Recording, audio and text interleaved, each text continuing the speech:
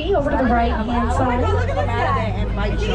The Okapi are the shyest animals out here. So shy that whenever they would hear humans, they would run and hide. Now, because of this, they weren't officially discovered by the Western civilization until 1901. Until then, we thought they were a myth.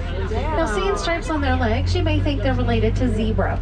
They're actually not, though. They're the only living relative of giraffe.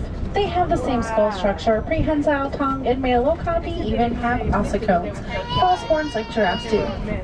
The stripes on their legs actually just mimic sunlight as it filters through the trees. It's gonna die in history class. Come on. They need to just take. There's a black rhino over to the left-hand side. Oh, there's one in front of us as well on top of the hill. Now, black rhinos are a very rare sight to see. There's only around 5,000 left alive in the world today. Now, their only threat actually comes from humans. They're highly poached for their horns. Their horns, though, are made of keratin, which is the same thing that our hair and fingernails are made from. They have a triangular shaped upper lip, which is prehensile. Means finger-like. They actually use it to grab onto things. Now, they are browsers, so they'll pick leaves off of trees and bushes. To the right-hand side, the copper-colored antelopes are bongo. Both male and female bongo have horns that slope backwards from their head, allows them to move freely through the trees and bushes without becoming entangled on any branches. And the light tan antelopes are greater kudu. Those are female. They do not have horns, only the males do. They're the second tallest antelope. They'll stand on average at about 55 inches tall, right at the tops of their shoulders. Now we're going to make our way toward Suffy River, hoping to see now crocodile and now hippo. The hippo's going to hold their breath, stay fully submerged up to about 8 minutes at a time. They'll even sleep under the water, just rising to the top naturally to take a breath, and then they'll sink right back down, all without waking up. Is your camera on? Oh, yeah. Okay. Is this the crocodile? Now, the gray and white birds to the right are pink-backed pelicans. They're one of the smallest pelican species.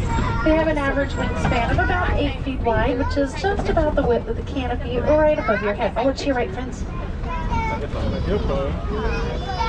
Oh, hi, Hippo. This is beautiful. Oh my God, look at him. And look to your left. Oh my God, look at the leg. Look at that. Oh my God, look at them. They're big. Now, when hippos are in the water, they don't actually swim nor float. They don't have that buoyancy. They're very dense. They sink to the river and lake bottoms. They use their front legs to move themselves along. Their back legs usually just kind of float behind them, which gives them that illusion of swimming. Now, one of the largest land animals, average size of a hippo is about 5 feet tall, 9 feet long, and around 5,000 pounds. Now, they are considered land animals because they'll come on land to feed. Usually at night, though, they are herbivores. They eat grasses, plants, and caves. There's a hippo over to the left. Look at this one.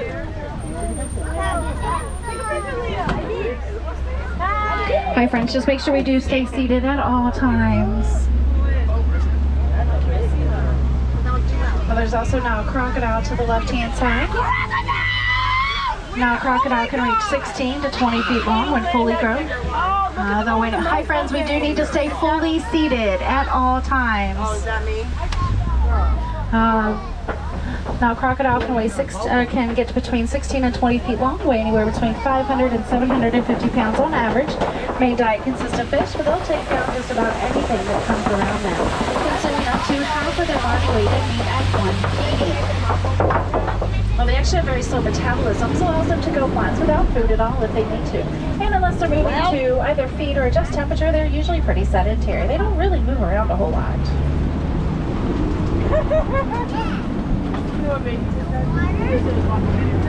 At the top of the hill, to the right-hand side, you're going to see a baobab tree. Baobab trees can live up to 2,500 years, although the one here is only about 1,000 years old.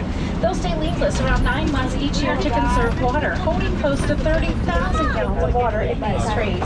Now, during droughts and dry seasons, animals can get water from the baobab tree. The bark is very sponge-like. Animals lick and nibble on the bark to get water out, which is why it is also called the tree of life. Now we're going to head down into the African savannas, home to some of the most iconic animals in Africa. These wide open spaces are perfect for the large herds that migrate through. We have some of the world's fastest land animals that need these wide open spaces for their speeds, and of course, we have some of the world's largest land animals as well. Now looking out across the savannah. Make sure nobody dies. Yeah, I don't really see a whole lot. There's a couple of animals out here in the distance. We'll talk about the animals as we get a little bit closer to them. Just because I want to make sure you know what animal I'm actually talking about. And I also know my brain squirrels. Sometimes I'll see an animal in the distance, think I talk about it, don't, and then drive right by it without saying anything about it at all. And I want to make sure I talk about all of your favorite animals while we're out here.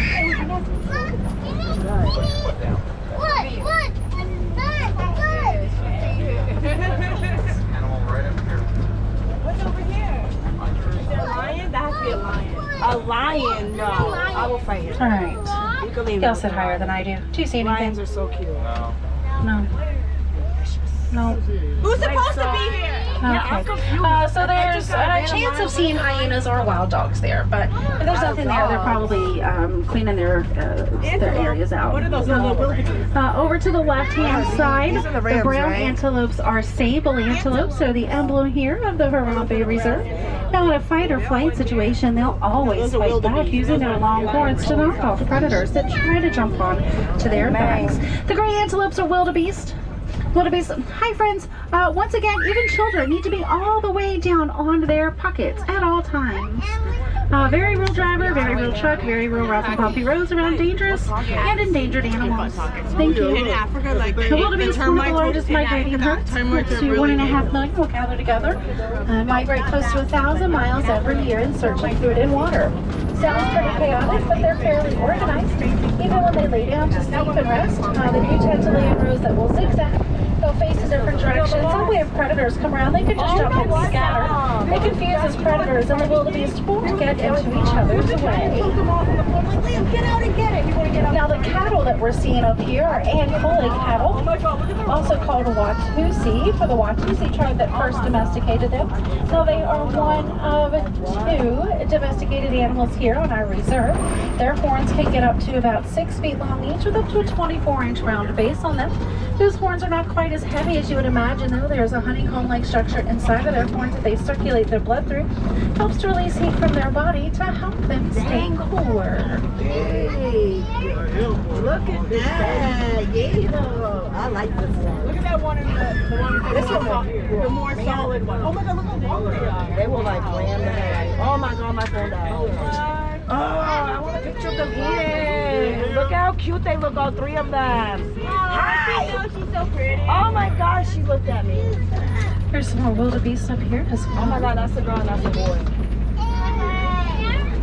That one's dead. There's an antelope moving up ahead of us called an eland. Now elands are the largest antelopes. Males weigh around 2,000 pounds and stand about 6 feet tall at the top of their shoulders. Now that eland is over to our left-hand side, right by the Maasai giraffe. Maasai giraffe have spots that have jagged, irregular edges to them. Most other giraffe species have smooth edges on their spots. It's a pretty easy way to help identify the different types of giraffes. Now they are the tallest land animal. They can stand upwards of 20 feet tall when fully grown, averaging around 6 foot tall at birth.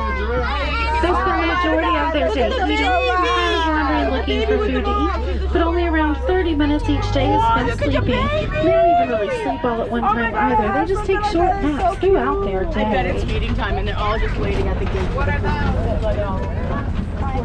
Now, as we head over the watering, or over the hill here, there is a watering hole up here that I do know elephants like to frequent.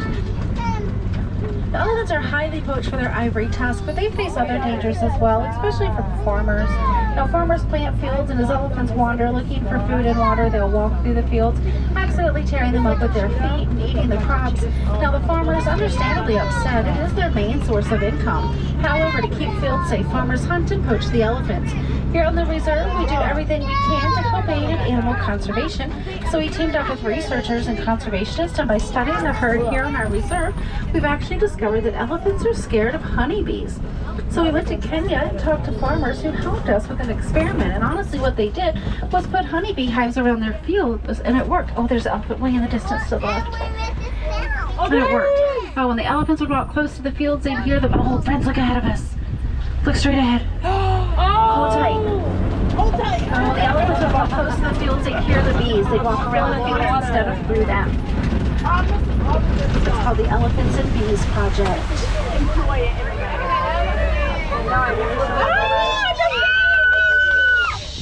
Friends, we do need to keep our voices down, please. Now, this is our youngest elephant out here. She is 6 years old. She's considered a juvenile now, trailing behind Mom. We also have greater flamingos, the largest and lightest pink of all flamingos. First hatch, they'll have gray feathers. It does take about a year and a half with their diet of fine trim to turn that light pink color.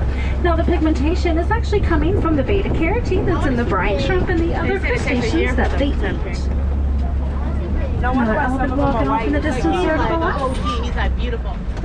Oh my God, that is so cute. There we go. It's actually one of my favorite views of the savannas here, especially with those elephants moving in the distance. What? I got a picture of it. The gates that they got open, these things.